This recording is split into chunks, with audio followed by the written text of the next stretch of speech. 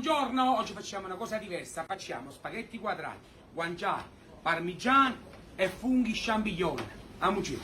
Questa ricetta ci vogliono 300 g di spaghetti quadrati, 200 di guanciale, 200 di parmigiano e 300 g di funghi champignoni. Assaggio mettiamo il guanciale nella pentola, così caccerà tutto il grasso. Guardate qua, sta diventando bella croccante, guardate qua, mamma mia che spettacolo. Facciamo colare bene e lo mettiamo da parte e mettiamo i nostri funghi, pulle e saliamo l'acqua sempre con mia neve da scina. I nostri spaghetti quadrati a vantaggio sempre. Poi aggiungiamo un po' di sale nei funghi.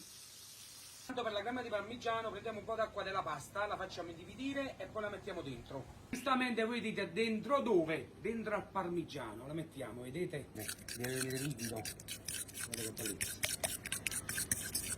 È pronta, alziamo e la mettiamo con i funghi. Mettiamo sempre un po' d'acqua della pasta e buttiamo la nostra crema di parmigiano, guardate qua, agra e crema.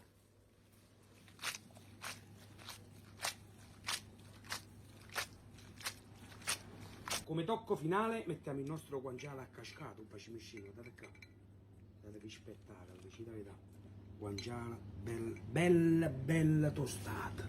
Poi un momento più bello, chi non l'ha che assaggiamo, guardate qua, mi dà breve, guanciale, parmigiano, funghi champignoni, ma che spettacolo, che vuol dire a fare?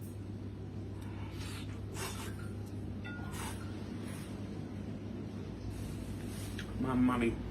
Adesso assaggiamo poi guanciale e di funga.